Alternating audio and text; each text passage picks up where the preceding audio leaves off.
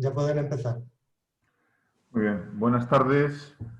Soy Antonio Navarro Corchón, que en estos momentos ostento la Concejalía de Desarrollo Sostenible y Huerta, que suena muy bien, del Ayuntamiento de Murcia.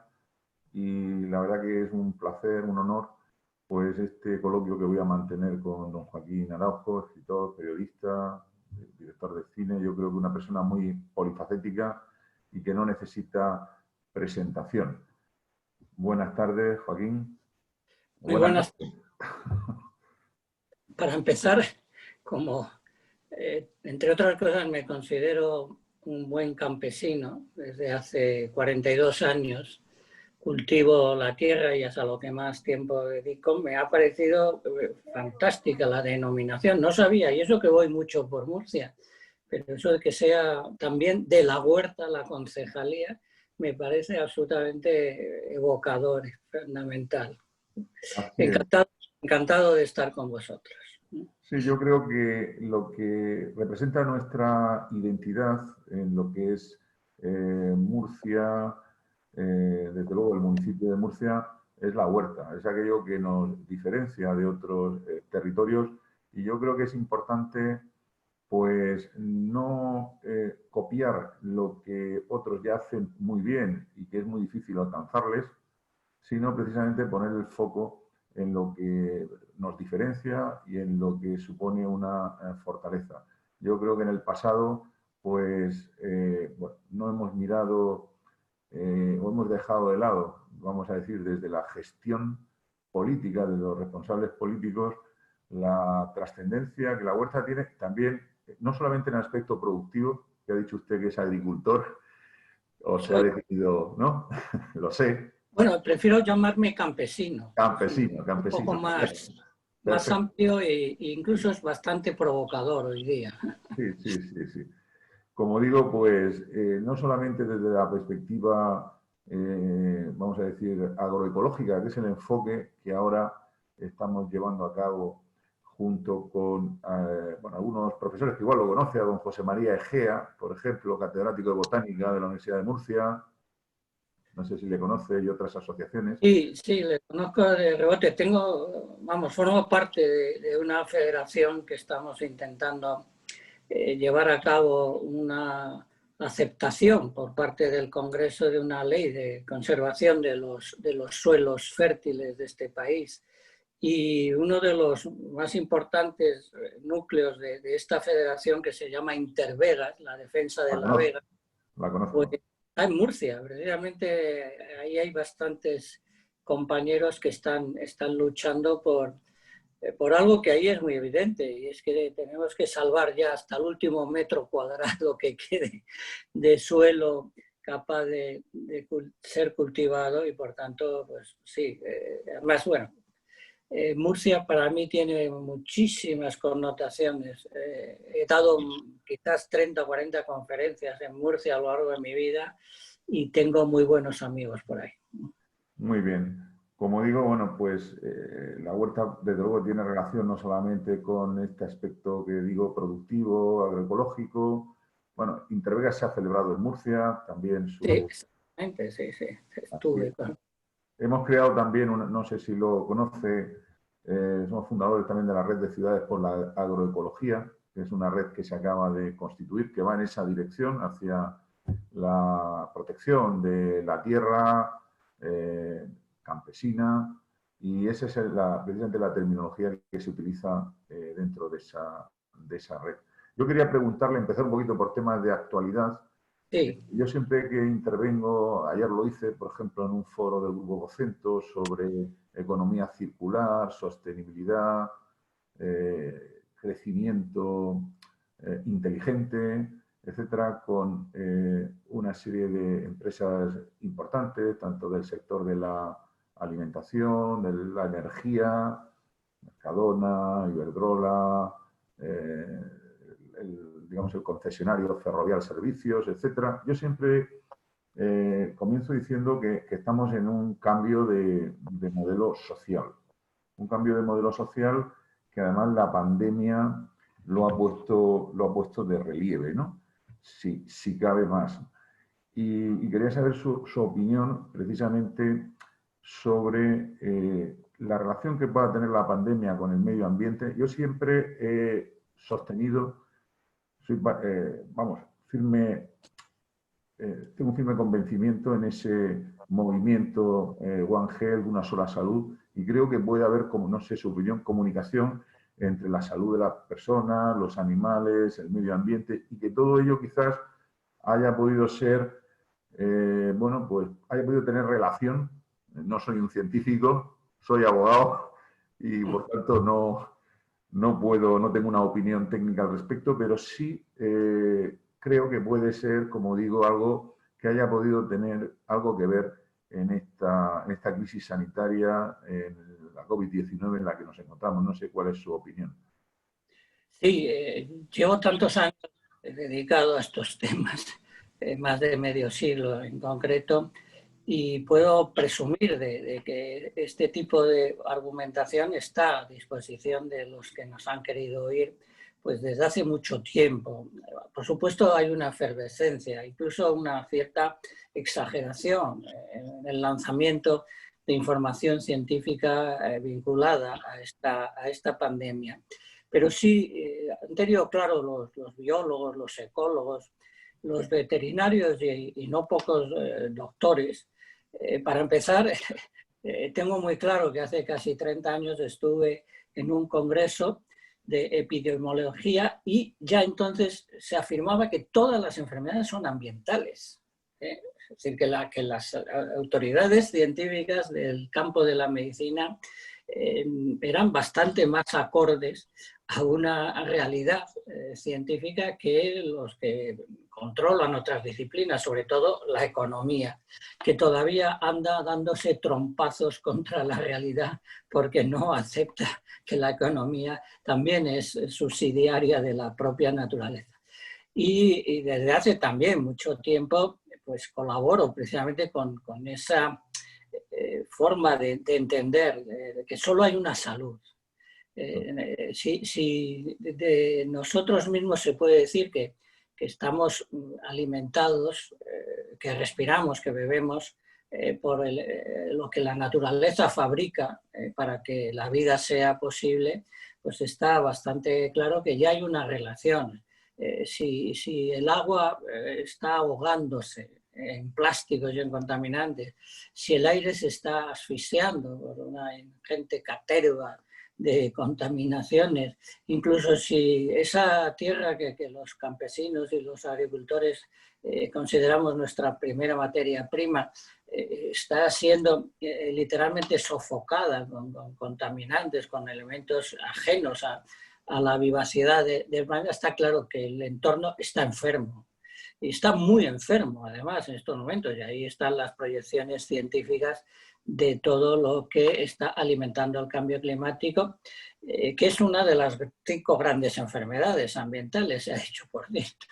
Pero también cuando se han empezado a propiciar estos análisis científicos, ha quedado muy claro que al haber literalmente desabastecido a la naturaleza de muchos de sus verdaderos resortes, como son los ciclos, al destruir los calendarios de la vida en buena medida, al trocear los paisajes, que literalmente están inconexos unos con otros, al perder una enorme cantidad de masa forestal, al tener literalmente a todo lo que llamamos entorno en una situación muy precaria, una de las consecuencias es que hemos perdido la salud.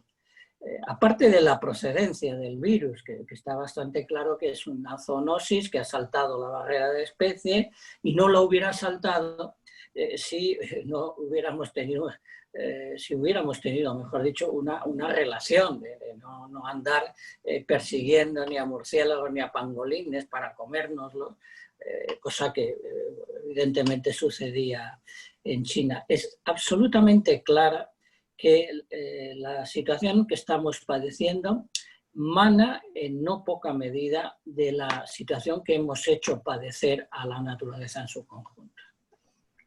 Sí, así es. Bueno, esa es mi impresión.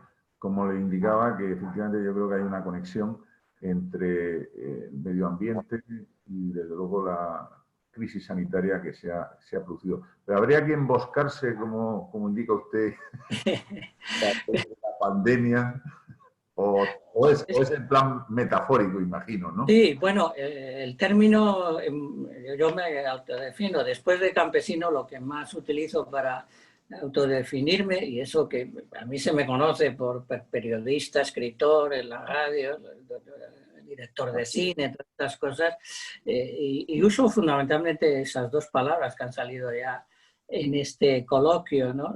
Soy campesino y soy un emboscado, soy alguien que además el argumento que más veces he utilizado, casi con un estilo metafórico provocativo, es el de embóscate.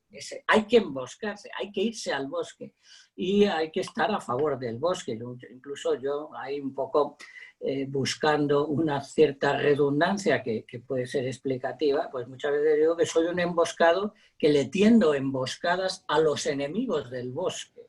Que llevo 52 años de activismo ecologista, precisamente para combatir a todo lo que destruye y hace mermar a la vida. Y probablemente el capítulo en el que la situación es más preocupante, porque la relación del bosque con todo lo demás es tan amplia, es tan generosa, es tan imprescindible, que con la excepción del propio ir socavando los ritmos y ciclos del clima, lo peor que hacemos es precisamente pues lo que ahora se ha convertido en una noticia casi recidivante, ¿no? Los incendios, las talas, las enfermedades de los árboles, el urbanismo que no respeta a la arboleda, pues todo eso significa que estamos destruyendo al principal aliado de la vida que existe en este planeta. Yo esto lo he desarrollado muchas veces sobre árboles y bosques, he escrito muchos libros, he hecho muchas películas, muchos programas de radio, pero estoy absolutamente convencido, por 42 años viviendo en el seno de un bosque, pero por supuesto gracias a toda la literatura científica que ponen a nuestra disposición los botánicos y no pocos, los agrónomos, ¿no?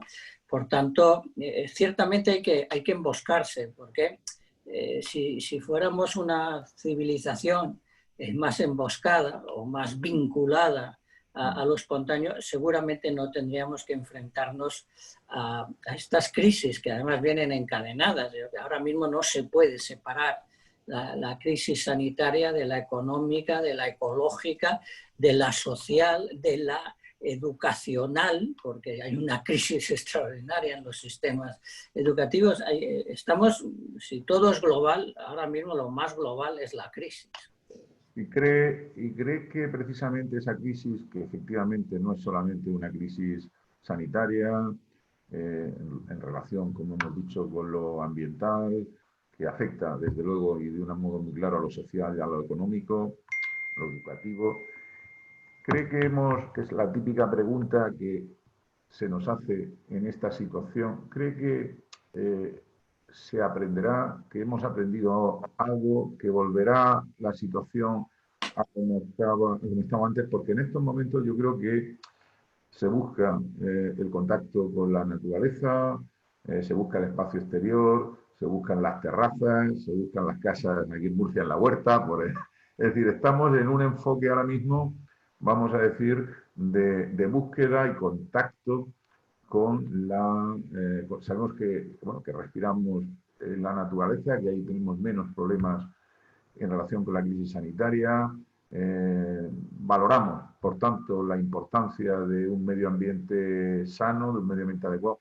¿Cree que hay una inflexión a partir de o volveremos de esta crisis, o volveremos otra vez a olvidarnos, que es muy propio del ser humano, y volver a las rutinas y a las comodidades, cosa que, en fin, tengo mi opinión particular, pero quiero conocer la suya? Bien.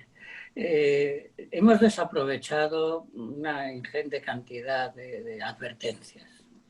Es verdaderamente duele, es algo que destroza la más mínima sensibilidad porque a todos nos gustaría que de alguna forma se nos advirtiera concretamente de peligros individuales, es decir, y si la inteligencia funciona con unos mínimos, pues lo que estaban siendo literalmente anuncios de este tipo de daños encadenados, pues deberíamos haber tenido posibilidad de anticiparnos. Yo mantengo desde siempre que la inteligencia es sobre todo la capacidad de anticiparse sabiendo valorar las consecuencias de los propios actos.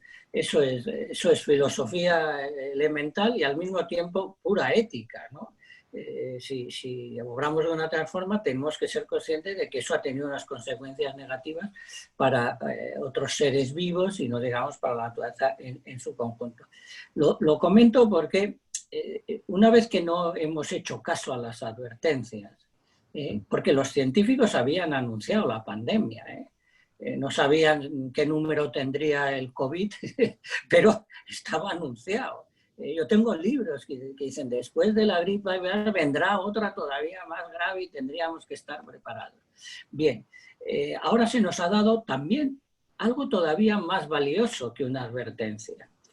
Se nos ha dado la oportunidad de rectificar y sobre todo el confinamiento ha supuesto probablemente la mayor concentración de tiempo dedicado a pensar de la historia de la humanidad, porque yo estoy convencido que quizás un porcentaje por encima del 50% de las personas le han dado muchas vueltas a lo que ha sucedido y a lo que debería suceder.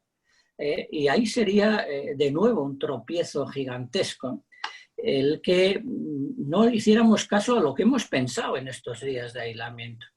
Y en esos días que hemos podido estar con nosotros mismos, pues esto es fundamental, porque todos los grandes sabios de la historia, desde los místicos más profundos hasta los poetas convencionales, saben que cuando uno está solo consigo mismo es cuando aparece la verdad. Es cuando aparece el poema, es cuando aparece la reflexión correcta, ¿no? Bueno, si fuéramos lo suficientemente cautos, haríamos caso a lo que casi todos hemos pensado, que lo primero es la vida, que para tener vida hay que tener salud, por tanto es casi indistinguible, hay que atender a todos los elementos que proporcionan salud. Si a eso sumamos lo que podemos llamar el principio básico para mantener la vida y la salud, que es cuidar y cuidarnos, estaríamos en disposición de cambiar el estilo de vida, de enfocarlo en una dirección diametralmente opuesta. Como seguimos siendo campesinos que escribimos libros, habría que decir que también las personas han descubierto el extraordinario valor que supone que haya alguien manteniendo el circuito de la alimentación activo. Si no le hemos hecho un monumento a los médicos y a las enfermeras, que es un disparate de ingratitud y de mezquindad absoluta, pues qué no decir de las personas que han seguido extrayendo de las capacidades, de las destrezas de las propias plantas, los alimentos que ingerimos. Y para desembocar en algo concreto, desde luego esto debe ser valorado como una grandísima oportunidad para empezar a hacer las cosas un poco mejor de lo que esta civilización lo estaba haciendo. Y además por lo que más necesitamos, lo que más queremos, lo que preferimos descaradamente. Si todos preferimos la vida, todos preferimos que esa vida sea saludable. Bueno, pues eso es imposible sin una sociedad que sea compasiva con el resto de lo viviente. Eso es imposible sin la agroecología. Es absolutamente imposible sin la agroecología. Es imposible sin otro modelo energético. Y todas, para empezar, esas tres cuestiones, o dándole una prioridad absoluta al conocimiento y a la tutela del sector sanitario, si todo eso se da la mano, hay un cambio absoluto, hay un cambio económico, hay un cambio social, hay un cambio político. Es decir, que lo que nos propone la pandemia es la refundación, o mejor dicho, la inauguración de una civilización que yo la llamaría la de la compasión con los seres vivos, ¿no? Muy bien. Yo espero que esa oportunidad que efectivamente nos ha dado la pandemia de rectificar y tomar una dirección diferente, pues la aprovechemos. Yo siempre suelo recordar la frase de J. Robert Inslee, que es el gobernador de California, que dice que somos, no sé si está de acuerdo, somos la primera generación que siente los efectos del cambio climático y la última en poder hacer algo frente a la misma. Las ciudades, saliendo un poco del bosque, las ciudades que ocupan solo el 1% del territorio, pues consumen el 70% de la energía de la humanidad y contribuyen a la contaminación en más del 75%. Y siempre digo que esa crisis ecológica, esa caracterizada crisis ecológica, pues tiene en el funcionamiento de las ciudades la clave precisamente para tomar un rumbo diferente. No sé si está de acuerdo en lo que acabo de indicar, la importancia del funcionamiento de las ciudades para... Bueno, yo para empezar voy a decir una enormidad, pero creo que afortunadamente todavía tenemos libertad de expresión. La ciudad es extraordinariamente injusta con todo lo que le rodea. La ciudad, para empezar, tendría que reconocer su condición de parásito absoluto, ¿no? La ciudad no produce nada esencial y tiene que extraer de la naturaleza y del mundo de la cultura rural pues todo lo que necesita para subsistir. Lo tremendo es que a cambio produce pues, el azacanamiento, produce el amontonamiento, produce bastante mezquindad, produce un acaparar y un acumular tremendo, ¿no? Por tanto, también probablemente deberíamos decir que las ciudades son focos de enfermedad para el conjunto de la vida. Lo que pasa es que en la ciudad está el poder político, está el poder económico, está el poder cultural. Y por tanto, no hay mucha capacidad de autocrítica desde la comodidad y desde esa situación de arrogante privilegio que se vive en las ciudades. Pero también tenemos delante una oportunidad para redefinir a las ciudades, para literalmente, para empezar, pintarlas de verde. Es algo que se están empezando a proponer en algunos lugares. Yo, desde luego, estoy muy de acuerdo con los que dicen que hasta la más pequeña maceta en cualquier ventana está haciendo un trabajo positivo, ¿no? Pero desde luego también ha llegado la hora, porque qué casualidad que ha sido la masificación de los seres humanos lo que se convierte en el aliado del virus. Si viviéramos más dispersos, más aislados, si no nos concentráramos en esas casi delirantes cuantías de las macrourbes, de las megalópolis, pues evidentemente una función infecciosa pues no habría tenido esa. Bueno, pues otra oportunidad más. La ciudad tiene que lentear, tiene que ser más lenta, tiene que ser más recíproca, tiene que devolver algo a cambio, tiene que reconocer el papel de la naturaleza y de los que trabajan en ella en cualquier sentido, ¿no? Y por tanto, pues sin duda nos tenemos que enfrentar quizás de una forma también más prioritaria por todo lo que se concentra en la ciudad, en ecologizar. Hay que, yo muchas veces digo que se trata casi de una transfusión, ya que estamos con términos médicos constantemente. Hay que inyectar en vena en las ciudades el máximo de clorofila. Ese es el principio. Mantengo que el bosque es la gran medicina para los males ambientales del planeta. Bueno, pues esa clorofila, hay que clorofilar a todos los conjuntos urbanos, y eso quiere decir pues establecer un vínculo muy diferente con lo que produce los elementos básicos para la vida.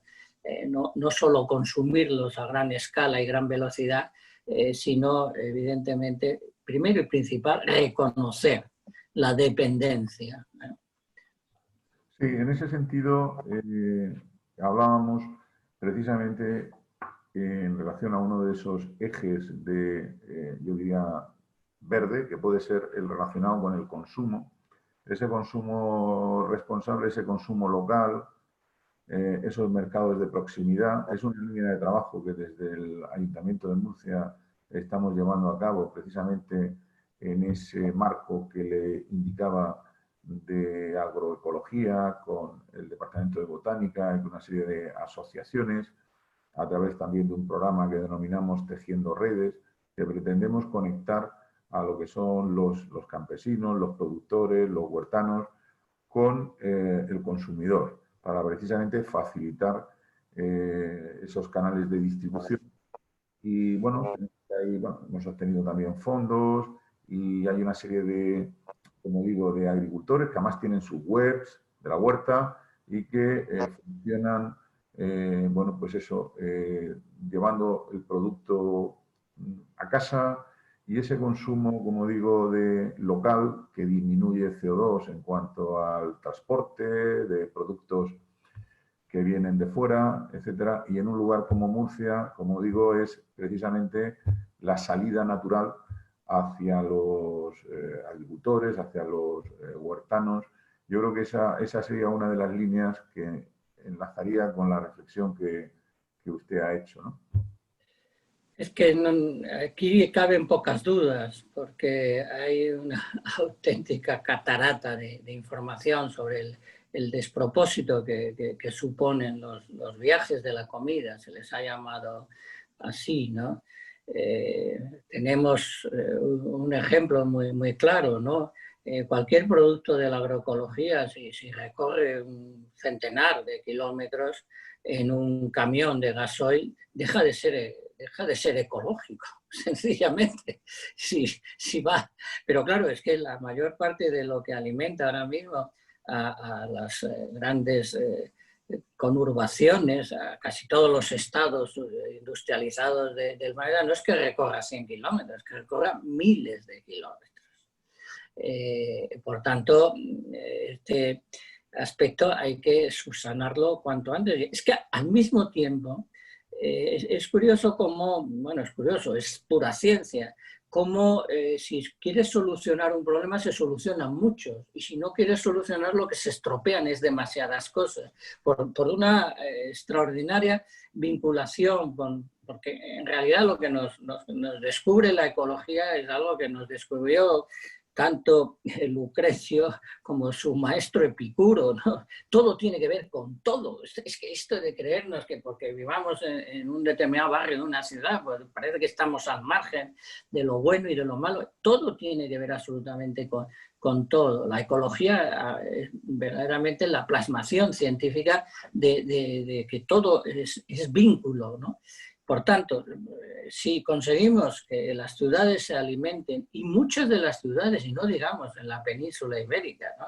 En esta España que tiene todavía una gran cantidad de territorios que pueden ser suministradores de alimento a no gran distancia de los lugares de consumo, es que inmediatamente estaríamos dejando de emitir ingentes cantidades de CO2 a la atmósfera, porque como agricultor campesino, como persona bueno, yo hoy mismo he sacado un montón de productos de mi propia huerta para traerlos a Madrid, previamente, pero bueno, simplemente porque por una rara circunstancia mañana tengo que inaugurar una feria de turismo rural en el norte de Palencia, ¿no?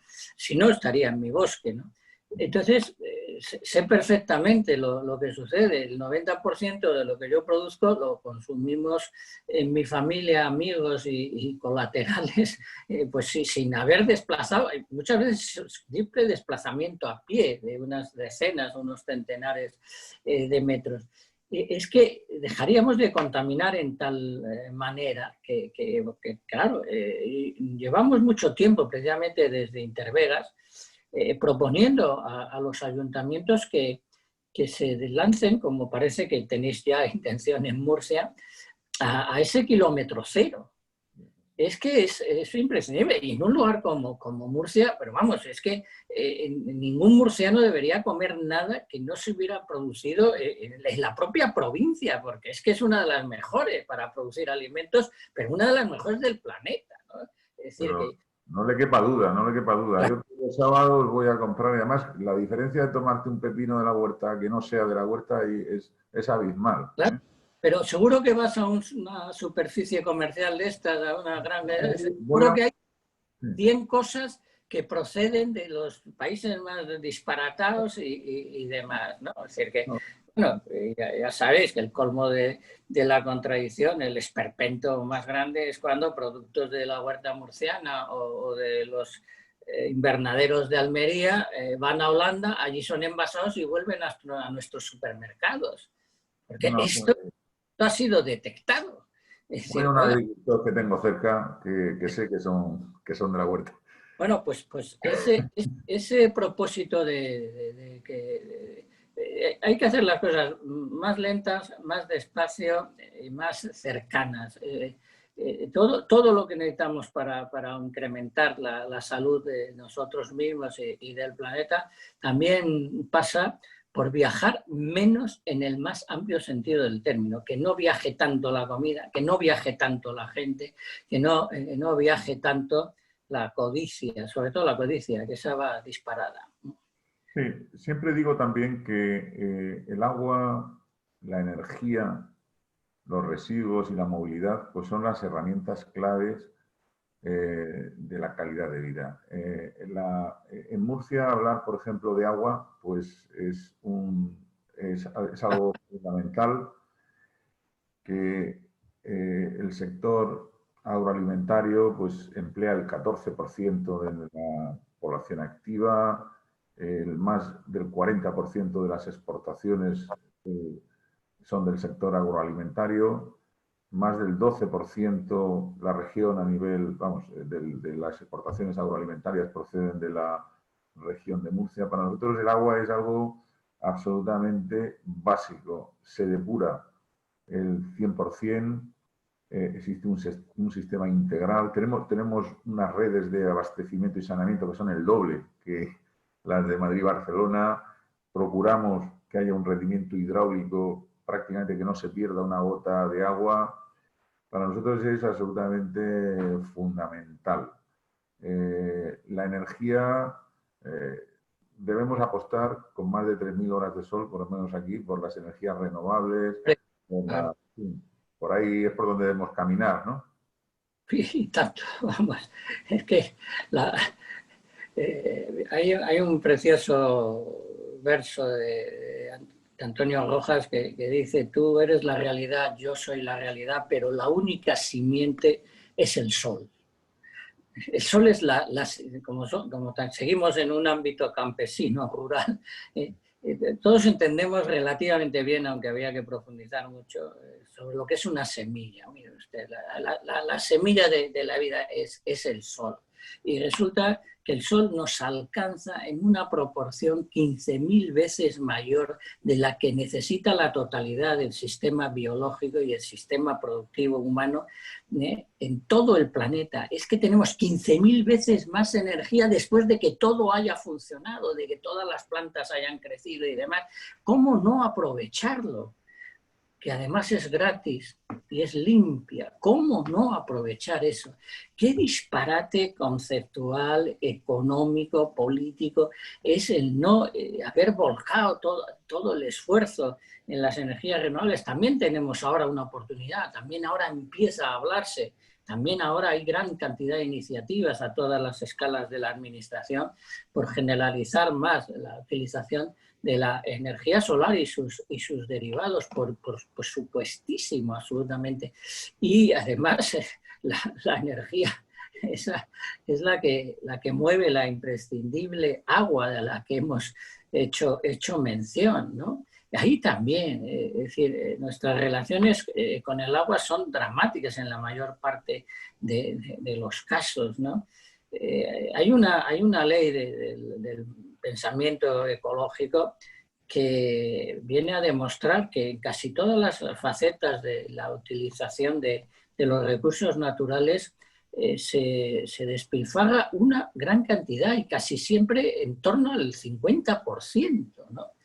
De todo lo que nos está suministrando la posibilidad de estar vivos. Bueno, pues también hay que poner encima del tapete toda suerte de políticas de austeridad, de ahorro. Es que ahora mismo hay que adelgazar un poco en la utilización de todos los recursos iniciales, vamos, en las materias primas. A mí me gusta más la palabra materia prima que recurso. Bueno, ahora estamos también en un proceso, yo creo, claramente de transición de una economía lineal a una economía circular. Ayer, precisamente, en un foro del Grupo Vocento en el que intervine, pues los representantes de las diferentes empresas lo tenían muy claro. La economía lineal es absolutamente insostenible, hay recursos absolutamente limitados y, por tanto, es absolutamente imprescindible pues, encontrar esas oportunidades de nuevos negocios, de nueva generación de empleo, de nuevas oportunidades a partir precisamente de esa economía circular de la que hay muchísimos ejemplos y en los que venimos trabajando tanto en alimentación como relacionado precisamente con la huerta.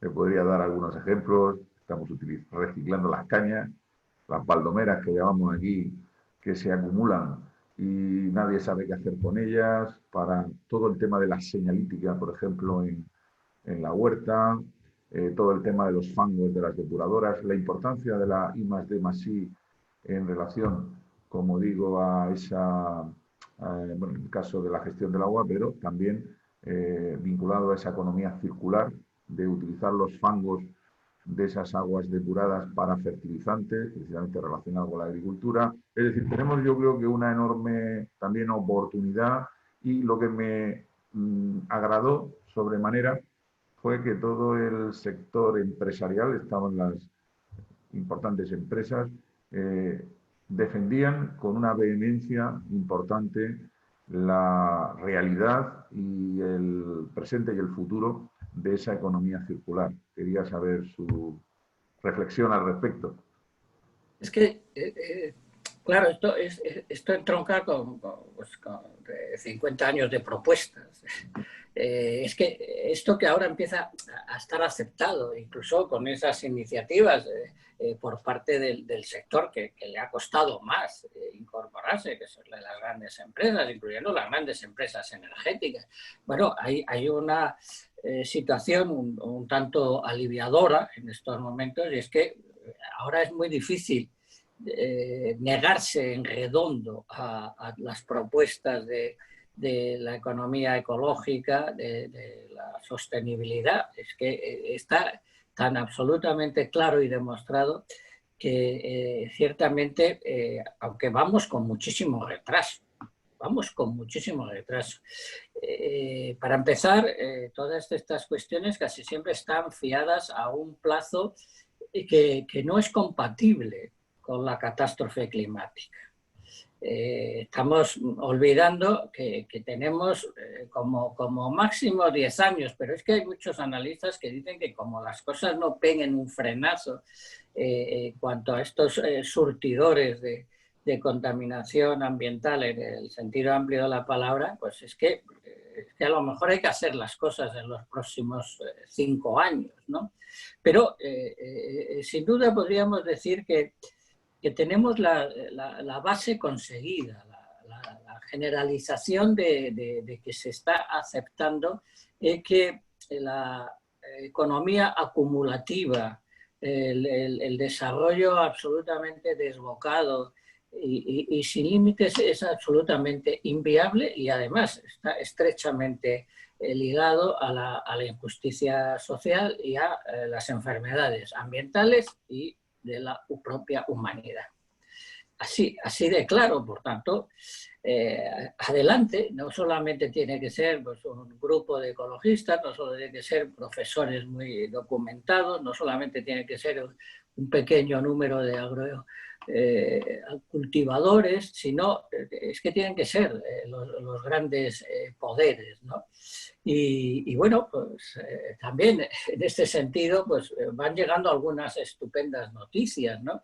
Esperemos que no sea demasiado tarde, pero por ejemplo hoy circula, es que hay que decirlo, hoy circula por los informativos y por las agencias de noticias que por primera vez un gobierno prohíbe la deforestación.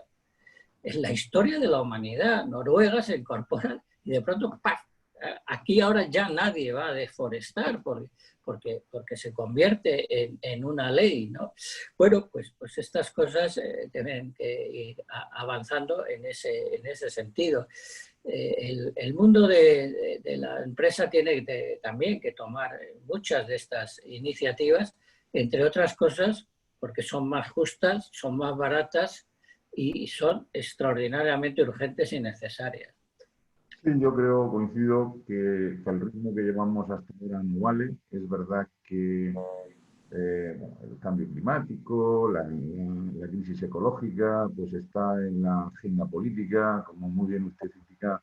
Yo creo que hoy día ningún político de ningún espectro, ¿no?, ideológico, no sé si estamos de acuerdo, pues se atreve. Hasta hace poco sí, no sé si habrá alguno Pero que hay negacionistas por ahí.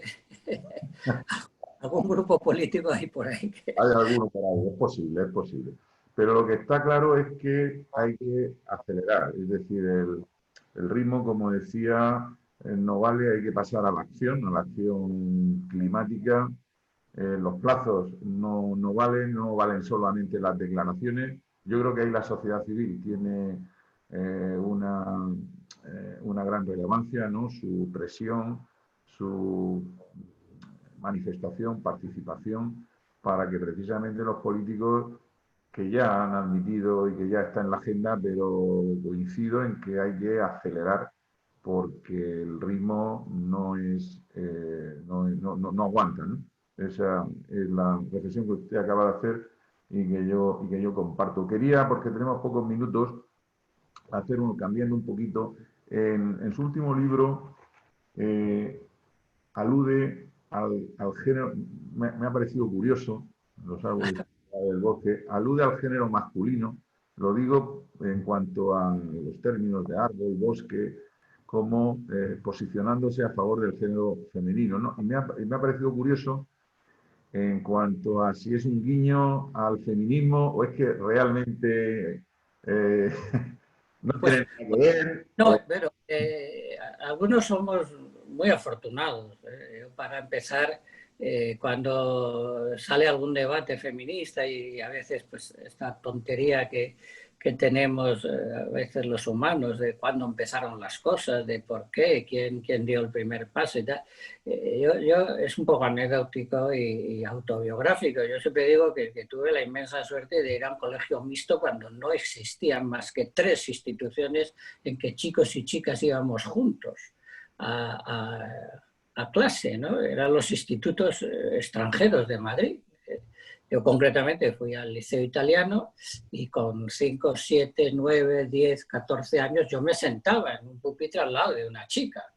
Es decir, que para mí las chicas siempre han sido indistinguibles, seguramente por mi pasión naturalista, indistinguibles de la vida y de los verdaderos propósitos aceptables de lo que nos rodea, ¿no? Pero está fuera de toda duda que la natura, la cantidad de elementos, de destrezas, de sabidurías, de tutelas que emanan del propio mundo natural. Yo incluso hago una suerte de apócope, ¿no? Yo nunca digo naturaleza, digo natura. Y por cierto, hay que airear muy claramente que es que entendemos muy bien, precisamente ahora, otra de las lecciones de la pandemia, que sin cultura no hay futuro, pero es que sin natura tampoco hay futuro. Y esto tiene que ver con que también cultura es femenino, es un término femenino. El agua es, por mucho que aunque ya utilizamos pronombres femeninos para el agua, es femenino. La atmósfera, aire también es femenino, la luz es femenina, todo lo esencial es femenino. Y en este libro, Los árboles te enseñar a ver el bosque, que para colmos pues es, por una parte es divulgación científica, pero por otro lado es poesía y vivencia personal en esos 42 años de vida emboscada. Cuando has pasado muchas horas entre los árboles, cuando has plantado miles de árboles, cuando te has beneficiado de su sombra y de sus frutos, es que es evidente, es decir, es una sensación literalmente que viene de lo más profundo de la historia de la vida. Un árbol es evidentemente femenino. Es algo que lo tengo muy claro, ¿no? Nos están indicando que hay que cerrar. Quería simplemente despedirme como que me gusta lo de la vida de Atalante, el verbo atalantar, que también es muy singular, muy singular. Sí, bueno, llevo muchísimos años, despido la totalidad de mis artículos, programas de radio, conferencias, con la frase gracias y que la vida te atalante, que casi es redundante, porque atalantar es cuidar, ¿no? La vida cuida de sus criaturas en mucha mayor proporción de lo que algunos cuerpos ideológicos mantienen precisamente para poder destruir la vida, ¿no? La vida no es tan buena, es una especie ajena, es algo que no tiene que ver con nosotros, podemos destruirla. No, la vida cuida y eso es atalantar. Y es una palabra además de la cultura rural que suena fenomenal y por eso la uso incesantemente. Muy bien, pues con esa frase me quedo, que desde Murcia pues la vida le atalante y nos atalante a todos. Muchísimas gracias. Gracias a vosotros, un placer. Un placer.